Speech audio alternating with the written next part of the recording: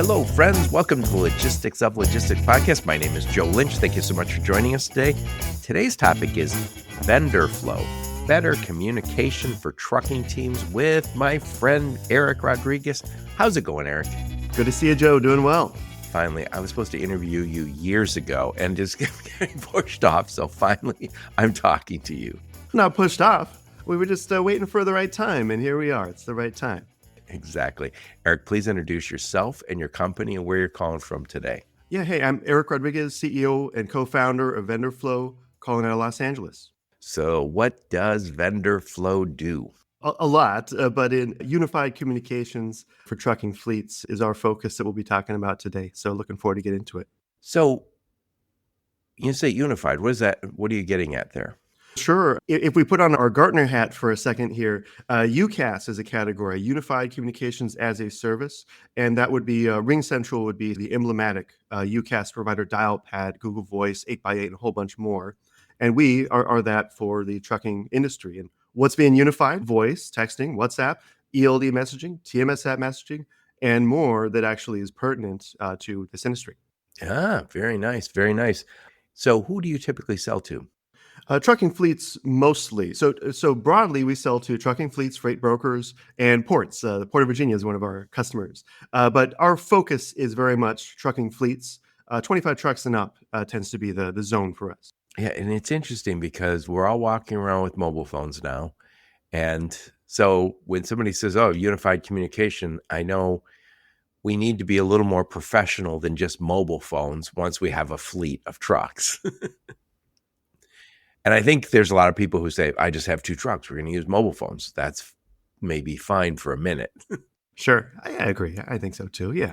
But as you get bigger and bigger, and as you try to be compliant and you try and have shared communications between your fleet and your dispatchers and customer service, it gets a lot harder to say, yeah, we just all have John's mobile phone and we text him and we call him whenever we want, forgetting the fact that he's hauling 80,000 pounds down the expressway. Sure. Yeah. Pretty easy when there's 1 or 2 dispatchers. No big deal. Not a big teamwork problem when there's only 2 guys. But when you get around that 4 or 5 dispatchers, that's when it seems to be a whole nother world. Yeah. So your main customers are trucking companies, trucking fleets, and you said also the ports. We'll get to that in a minute. What problem are you solving for them? It's mostly around organizing this mix of different communications channels that many fleets use. It tends to vary wildly, fleet to fleet. Some are using personal phones, some are using VoIP solutions, some are using social stuff like WhatsApp. So we get a handle on how they're approaching it, what the issues may be, but usually it pertains to bringing it into one place so the whole team is organized in how they're communicating with their drivers. Right. And I know we'll get into some more detail about this, but the bigger you get in this business, the more compliance matters. And I had a conversation with you yesterday, and we were just talking about the whole idea of compliance within this space and how a lot of the tools that we're using, because they're so damn convenient, are potentially going to get us in trouble. Oh, sure. Having communications offline, that could be trouble. Oh, yeah. Got to have that all brought into a professional corporate umbrella. Very important for these communications, of course. Yeah. Yep. We'll get into some more detail in a minute. First, tell us a little bit about you. Eric, where'd you grow up? Where'd you go to school? Some career highlights before you started Vendorflow, and why did you start Vendorflow? Sure. So going way back, I'm from San Diego, Chula Vista, not far from the Mexican border, where I'm from. I went to the school in the San Francisco Bay Area, UC Berkeley, did business economics up there. But the fun fact about my career is I started a grocery store and then as a security guard, but those are more like summer jobs. Let's keep it real. But in my early 20s, I worked at a very high-end restaurant. A Michelin star restaurant up in San Francisco. Ooh, and nice. It taught me a lot. It taught me a lot being in that type of environment because they mean it when they mean high standards. And there's a lot to learn. Learning how to treat people with service. There's a lot to pick up. I recommend it to anyone to work at a restaurant for a little while for sure. Oh yeah, I did a lot of food service when I was a kid, and not at a Michelin star by any stretch, but. Yeah, you're absolutely right. Learning that customer service. And I think it's even more important today where a lot of young people and old people too, who am I kidding, have their phones stuck in, or their face stuck in a phone all day. And I think you become less empathetic, less You don't notice the little things that you're supposed to. Of course. Oh yeah, much to learn from these types of environments. Oh yeah. So I interrupted you. Continue on with your career path. Yeah, so we'll move past the restaurant part. I know a few recipes maybe, but I was more front of house, not kitchen, let's be honest. But so after that, by virtue of being in San Francisco, to be honest, it was relatively easy to bounce over to a tech career. So I went on www.craigslist.com and looked for jobs, and there were some venture-backed tech startups that were hiring, and I just came in as a spreadsheet guy, for lack of a better word, to do general analysis. But that's how I got in, and I got into more of a product management career over time, product management that is, and to learn a little bit about coding, just a bit. I could make a simple website. I wouldn't say I could make a full application, no. But through that, yeah, I eventually came down to Los Angeles about 10 years ago. Been working at venture-backed tech companies ever since. But my introduction to trucking and freight brokerage was in 2018. I joined Next Trucking, which was of the generation of the sort of digital freight broker type companies. I was charged with helping to build their TMS, as well as they had a mobile trucker app. And that is where we get into the Vendorflow story, if you want me to dive in right now. Yes, please do. Yeah, there's this mobile trucker app, and we found that it was pretty difficult to get truck drivers to install it, to use it reliably, to log into it.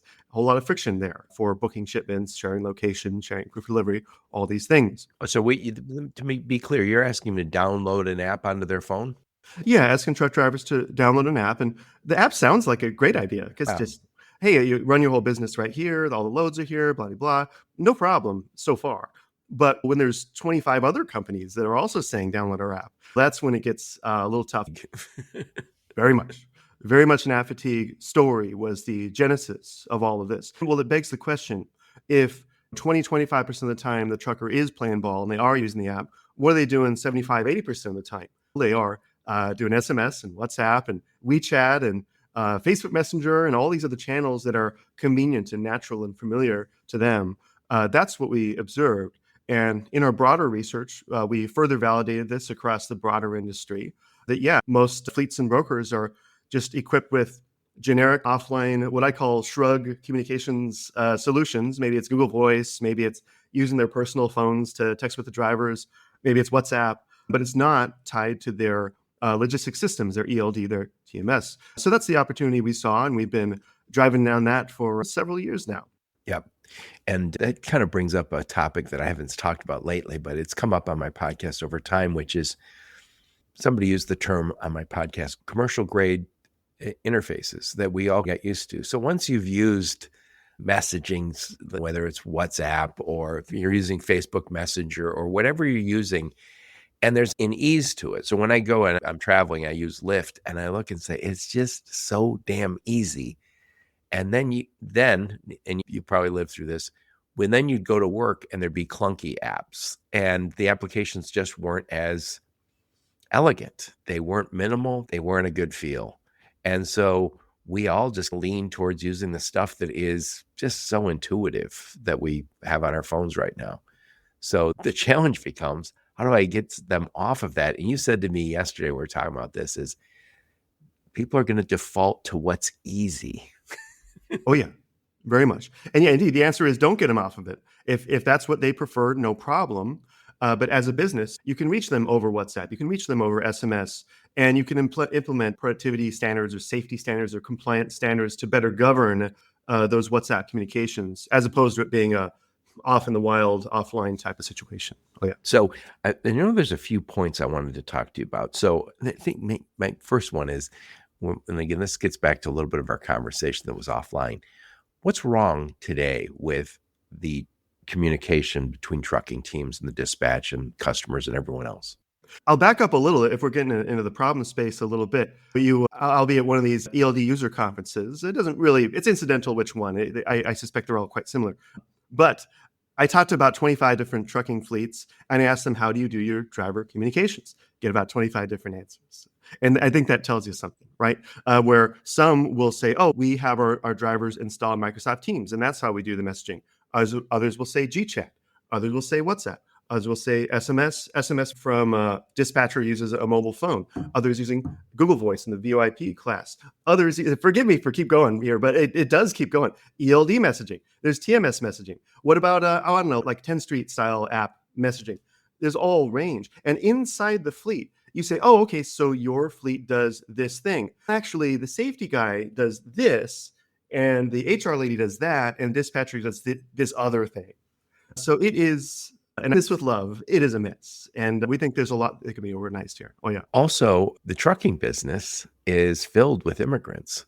And a lot of times they're going to bring they're using a system that they maybe brought from wherever they used to live, and they're comfortable with it. And yeah, there's no consistency. And again, I know one thing I've learned over the last 7 years is trucking gets more and more of a compliant industry where you must do it this way because somebody got sued for doing it slightly off. And also, when I'm driving down the street or in my car, my phone, if it pings and I think, oh, there's a text message that I absolutely know I should not be listening to or reading, and my mind connects so I can hear it on my dash, but I still know that's somewhat distracted. And if it was something that was detail oriented, I'm going to be tempted to try and write it down. And I love to say, yeah, I always pull over for those messages. But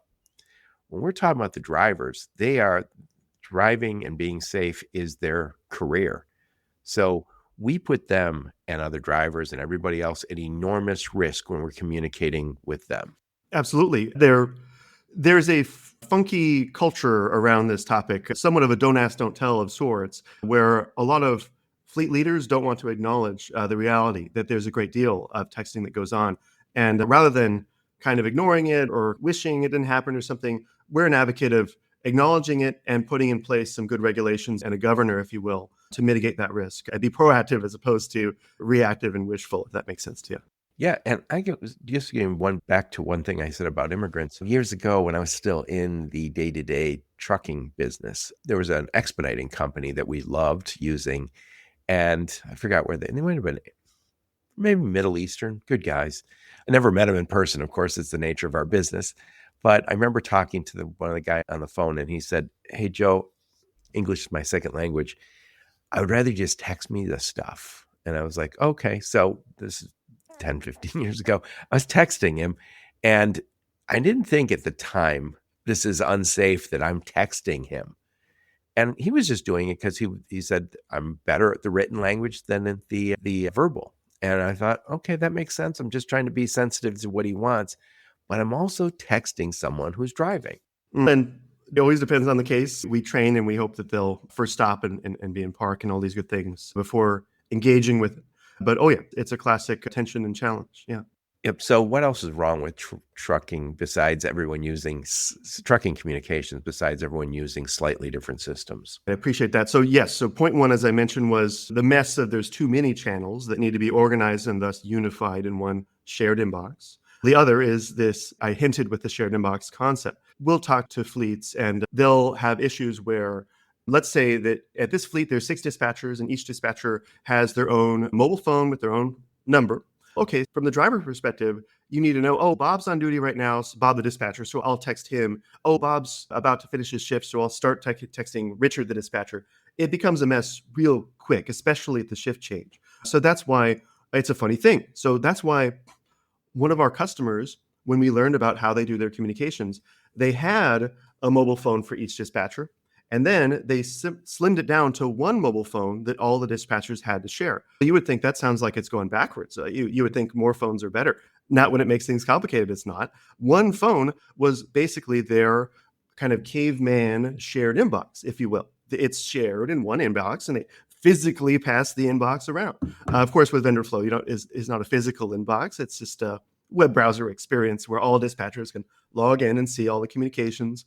And yeah, you're a night dispatcher, you show up, cool, you have all the context of everything that's been going on all day. You don't need to have a bunch of Post-its left behind from the last shift. Yeah, and also when I go home and I take my phone and I gave the driver this instructions, maybe there's a change. I gave him that instruction and then the next person comes in, they don't know the instructions I give them, and then maybe they're giving slightly different ones without any context of that. So how does Vendorflow fix this? Yeah, we provide that shared inbox model that can pull in voice and texting and ELD messaging and WhatsApp and other channels. We consult with the customer. We say, which channels are relevant to you? Which ones do you care about? We pull them into their implementation. So in one place, the dispatch team can work from there. If they're multi-terminal, we might be setting up a different phone line for each terminal. Not a big deal. Just a matter of we consult with them for the best practice we've seen in the field on this topic. So as far as the driver goes, does he have to download Vendorflow onto a phone? Very important question. And the answer is a big no. That would be antithetical to our whole idea here. The driver shouldn't even know that we exist. That's our philosophy. If they don't know we exist, well, yeah, they don't have to install anything, don't have to log in anything, don't have to be trained on anything. That's how it should be. We reach the driver where they are by whatever channel the driver prefers, WhatsApp, SMS, and yada yada. So there is no, hey guys, no longer use the tool you're comfortable with and use this new one. Oh, for sure. That's a classic. Yeah. That would be a hell of a punchline. If after all this, me saying there's too many apps, I say the solution is our app. No, there's enough. I've heard that before. Sure. Oh yeah, for sure. No, there's quite enough. So really the experience is just for operations. And it's not just dispatchers who use Vendorflow. Safety leaders use Vendorflow to broadcast out alerts to their drivers to say, hey, there's rough conditions in this area, or hey, there's training on Tuesday. HR folks use it. Recruiting folks use it as well. But mostly it's dispatch is definitely going to represent the most of our users. Right. So how does this, I mean, I think I know the answer, but I'm going to ask you to be very detailed about this. How is this safer for fleets and teams? Sure. So when we talk about the safety issue, let's first enumerate there's 3 safety-related topics that we've picked up from talking with our customers. One is the obvious one, the texting and driving, distracted driving risk. Another is waking drivers while they're resting or sleeping. And finally, there's a sub-bullet to understand when texting and driving may be happening more from a reporting perspective. So let's go back to the first one. Okay, we're going to get into ELD integration here being an opportunity. But yeah, when texting a driver today, if you're using Google Voice or these generic products, you're just hoping and wishing that you're texting them and they won't check their phone while they're driving. You're hoping and wishing. That's the plan. If you have an ELD governor, you can set rules that say, if the truck is rolling while I'm trying to send this message, to hold on to it, queue it up, deliver it when it's safe. When it's safe, you might ask. To be honest, we need to work with more safety leaders to say, is it when the truck is stopped, for how long, in park, engine off? As far as I can tell, it seems to be up for debate, but we'll work with the safety leader on whatever standard they feel, because the ELD will provide us that context regardless. So yeah, this mitigates risk by not needlessly texting drivers while they're rolling. And we could even have a fast lane and a slow lane. For urgent, it could go straight through. For non-urgent, it could just reach them when they're parked. And at least it can greatly reduce the amount of distractions they're receiving while they're moving. Right.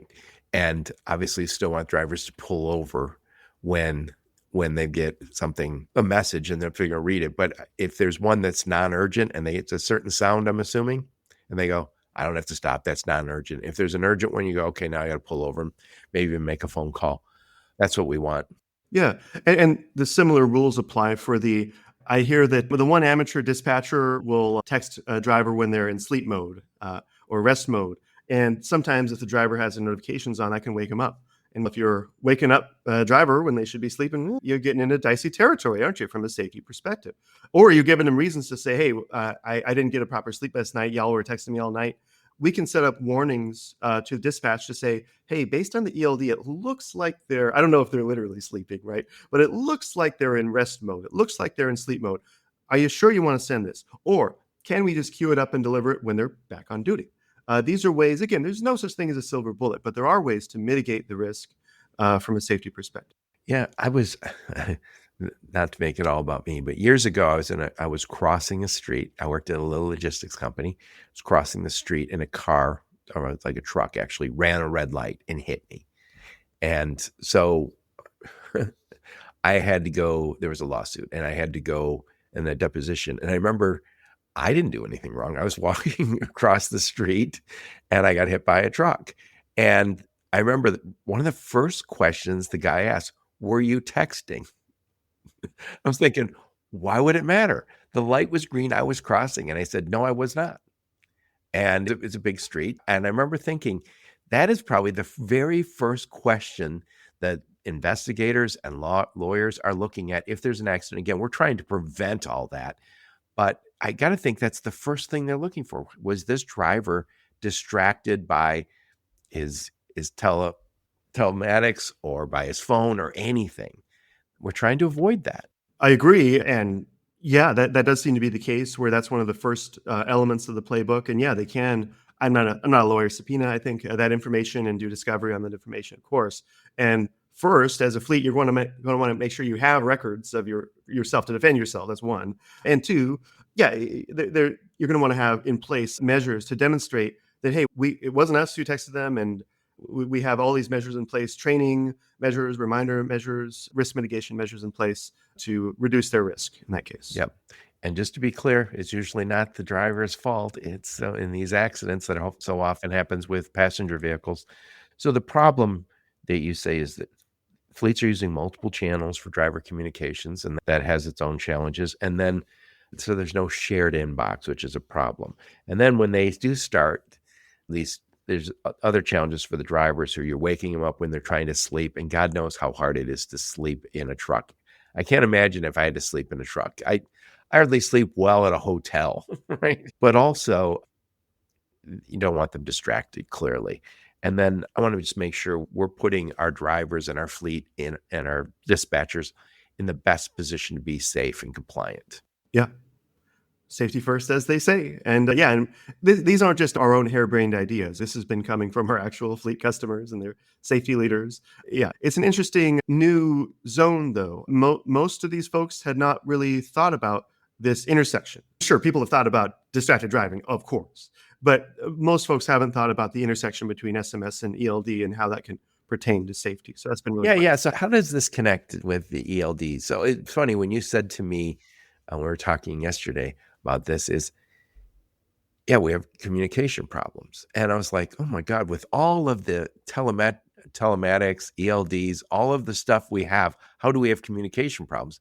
The problem we have is so much of it is outside of the formal communications. And again, we're still struggling. We put these ELDs in, but so often it's not the software, it's the business rules around the software. It's not the hardware, it's the business rules around the hardware. So please talk about how you guys fit into the ELD.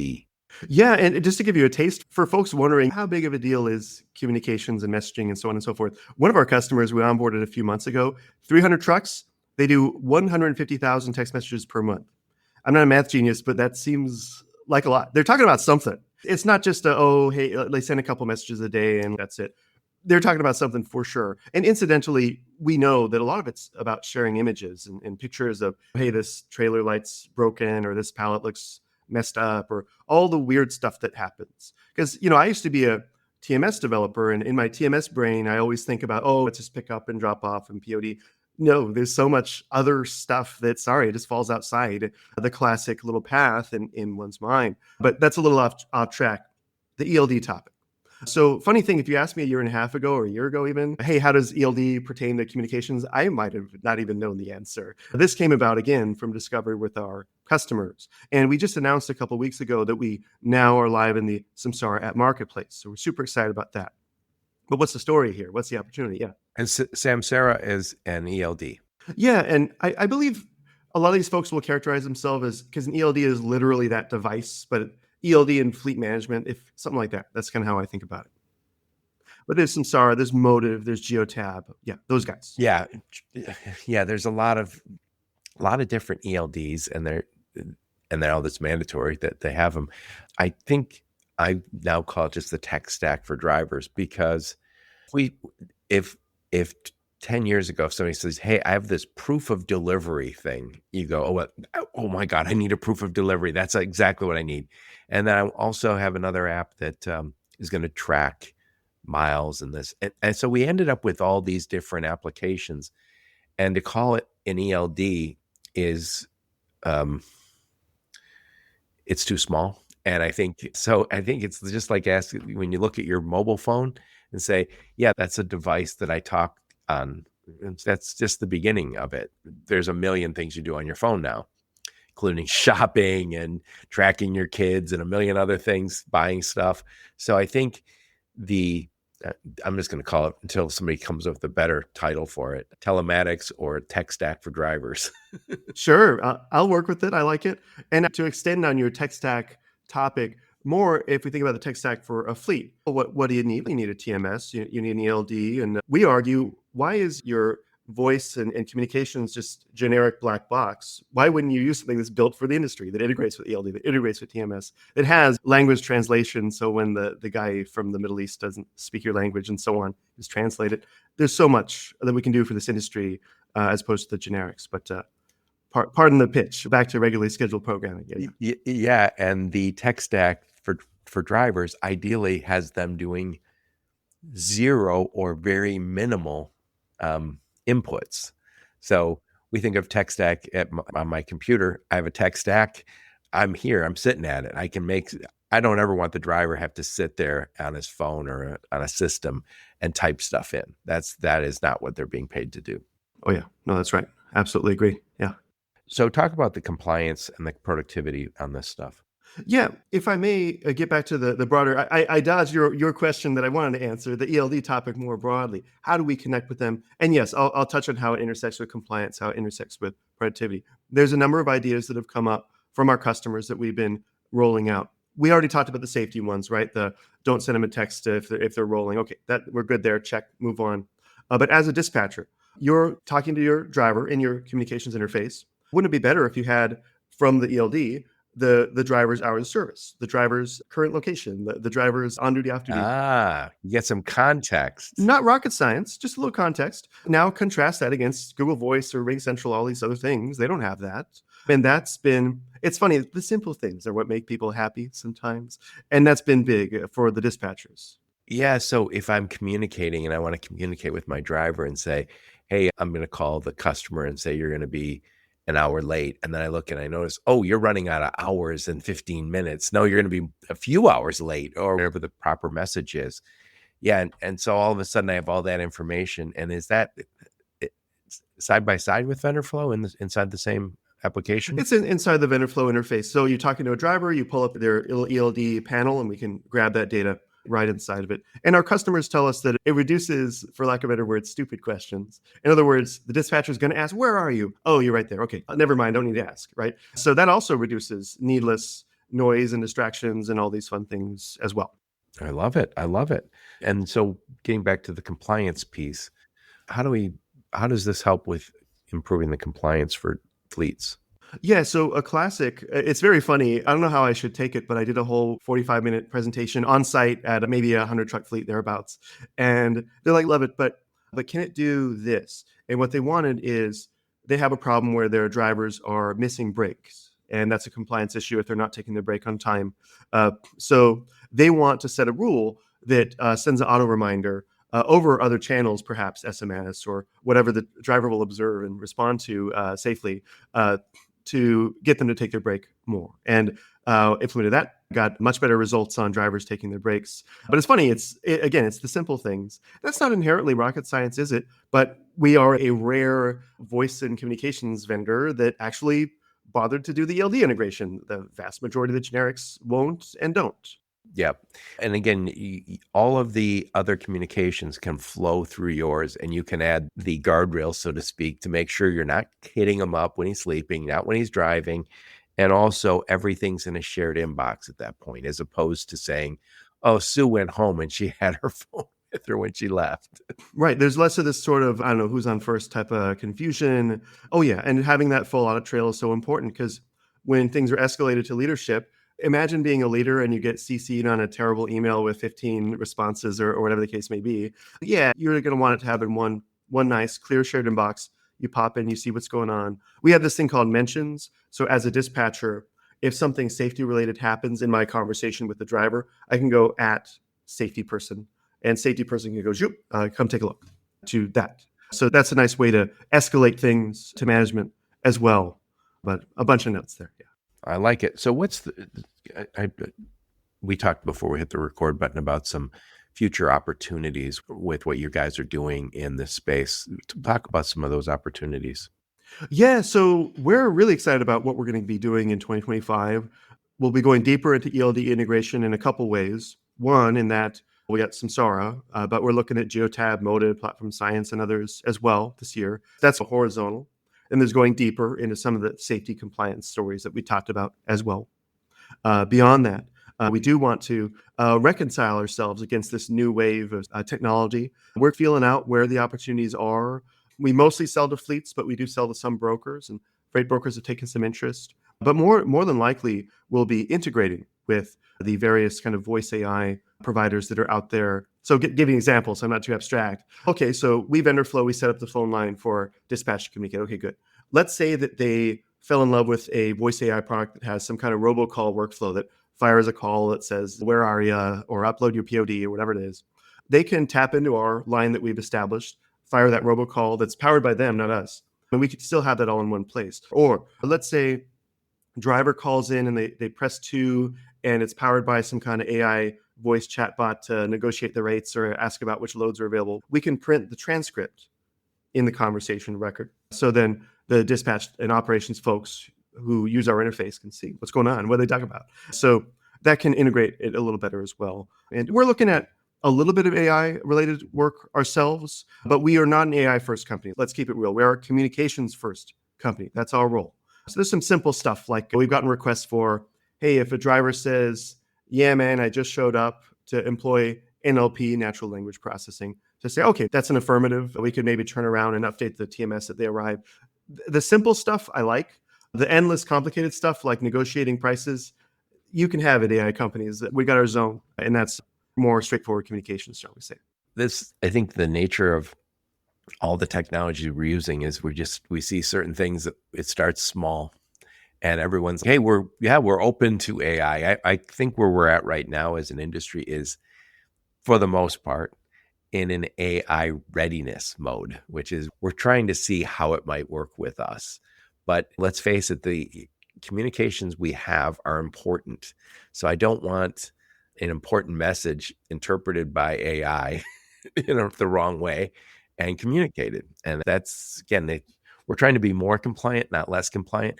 But I do think there's opportunities. I've started to see some of this where, again, language translation. So that might be a great opportunity if somebody's speaking their native tongue and you're able to translate it quickly. And again, who knows, maybe you have dispatchers. By the way, as soon as you get down to the Mexican border, we have lots of people who speak Spanish. And I remember saying this, I was in Laredo just before COVID. And I remember the meeting began in Spanish. And I was like, I was thinking, and I was like, hey guys, I don't speak Spanish. And then we drove over to Nuevo Laredo and the meeting began in English. And I was like, all right. So that's the reality, but we don't want anybody to be left out. And I don't want anybody, if you can quickly change that and make it accessible for everybody, that's a beautiful thing. Because again, we depend on immigrants, people who speak a second language in this business. Oh, very much. And that's why we support language translation. Wasn't just our idea. There's a Houston-based dispatch team where 4 out of 5 spoke Spanish, but one of them didn't. And they said, could you help us out? Can you help me out here? So they can translate pretty easily. Yeah. I have some people who have Spanish names that I work with, and they don't speak Spanish, but they say people always assume I do. So you're Eric Rodriguez. Do people just assume you speak Spanish? Oh, for sure. I struggle. I can get around. When I travel to Mexico City with my friends, usually I'm the designated Spanish speaker, putting that generously. I'm not going to demonstrate it here, that's for sure. It's high school level. I joke about this, but when I was young, many moons ago, they taught us French. I was like, why did we learn French at school rather than learning Spanish? Sure. You're close to Canada. There you go. Nothing wrong with, but the French we were learning when you go to Montreal, they don't speak that French. Sure. They know you're an American right away if you try to speak it. I bet. And my friends learned that. Anyway, so let's wrap this bad boy up. I'm going to do the best I can to summarize this. I'm talking to my friend, Eric Rodriguez. We're talking about Vendorflow, his company, and it's better communication for trucking teams. And first, we talked about what's wrong with trucking communications. And the problem is there's just multiple channels, and we like those channels. So no one wants to give up those channels. And we don't have a shared inbox because I'm using Facebook Messenger, somebody else is using WhatsApp, somebody's using Telegram. Everybody's using every system under the sun, and it's a problem. and it results in miscommunication. And it results in probably a lot of your documentation being spread across many systems. Secondly, we talked about just safety. Safety is a problem, and we want this communications, but we want it to be done properly. So we can't have the driver being distracted or hassled. Let's face it, drivers, their livelihood is driving safely, so they don't want to be distracted. We don't want to wake them up. God knows it's tough enough to sleep on the road. We don't want to wake them up when they're resting. And we also want to be able to track that and prove to somebody that we are being compliant. We are not doing the wrong things. And when you're using multiple systems, there's no way to easily say, here's how compliant we are being with not bugging our drivers while they drive. And we talked about all these, the opportunities, and the solution is using a system like Vendorflow. You can use all your current apps, but get it all into a compliant format. And then not only just compliant, but also have some context, like where the driver actually is, and when their rest is coming, how many hours, all of the stuff that you need to know when you're talking to them. Next, we talked about the future, how these integrations, I guess I'll call them. We need more and more integration, but we also need the guardrails that prevent us from doing the wrong stuff. Anyway, put a big old bow around this one, Eric Rodriguez. Final thoughts on the topic. No, I appreciate it. Been a lot of fun talking to you today, Joe. Appreciate it. But yeah, I would say driver communications, it varies wildly across fleets. And we love nothing more than hearing stories from fleets of how they do it, how it's gone, their journey. Usually it's a journey of they tried this, then they moved to that, and they moved to this other model, and they're still working it out. We would love to be a guide in this world to offer people best practices. And if it turns out that we're the best solution, love it. Let's do it. Voice texting and beyond. There's so much we can do together. So appreciate it. So if somebody's listening, they said, yes, we absolutely need this. What does that implementation look like when they're working with Vendorflow? Really, we're talking a couple of weeks, pretty straightforward. A lot of folks will say, oh, we have a big IT roadmap, and they might think that we're like a TMS, like some big thing. Nope. This is pretty straightforward stuff. This is a quick win. Couple weeks. Training is 30 minutes. We got to onboard their phone line, or maybe port their existing phone line if they want to keep what they got. But otherwise, pretty straightforward stuff here. And it's communications. The operations team, they pick it up like it's nothing. It's, pretty straightforward stuff. You're working with Port of Virginia. I saw that on your website. What are they using it for? Yeah, they've been an amazing partner. They've been using us for a little over a year now, and they use it for broadcasting operations alerts to their motor carrier community. Safety alerts. Hey, this terminal, this gate is going to be closed early today, or hey, inclement weather, or hey, this stack is going to be offline for a bit, come back later, whatever the story may be. Yeah, and they send out a few a day to their motor carrier community. We've observed about half of the ports in the country do this. We encourage more pick it up. I love that. I'm in the Detroit metro area, and we've had some really cold weather lately, and a little bit of snow, but not too much. When it gets that cold, there's issues, and we have a lot of traffic between us and Windsor, and it'd be really great if you started getting communications from, hey, what are the bridge conditions? Is there a long line? Should I be going one route over another one? Should I take a break and wait till it cleans up? Oh, yeah. Lots of opportunities to engage people about what they're interested in, of course. Yeah, I love to do that too. Sure. I love it. What conference will we see you and the fine folks from Vendorflow at? In the short term, Manifest Las Vegas for sure. Shortly after that, excellent. I'll see you there. Although we got to plan it. If you're going to Manifest, you have to plan to getting together. They're so big now. It's 6,000 people. That's I've learned this the last few years. You got to plan the meeting with your friends. I like it. I'll shoot you a text. We'll make something happen there. And beyond that, Geotab Connect. So I'll be at all of I'll be Samsara Beyond, Motives version, their user conference. So the ELD stuff, if you haven't picked that up, I'll be at all those types of events this year for sure. Yep. And Eric, what I'll do is I'll put a link to your LinkedIn profile, link to your website, and any of the links you and your marketing team give me, I'll put those in the show notes. And thank you so much for taking the time. By the way, this is so long overdue. We talked about doing this 2-3 years ago, and I see you at a conference, we say, let's do it. And then, so finally, but I love what you guys are doing. And it seems like from an outsider's perspective, that's not a problem. We have more communications than ever before. Yes, we do. And that is a little bit of a problem. Oh, yeah, absolutely right. I appreciate the button on it there. So thanks so much, Joe. A lot of fun. Yep. And thank all of you for listening to my podcast. Your support's very much appreciated. Until next time, onward and upward. You have been listening to the Logistics of Logistics podcast, where we engage with leaders in the logistics and supply chain community. If you like what you hear, please subscribe, hit the like button, and leave us a nice review on Apple or Spotify or wherever else you listen. Also, please check out our videos on YouTube and connect with us on LinkedIn. We're very big on LinkedIn. And you can also reach us on the logisticsoflogistics.com, our website.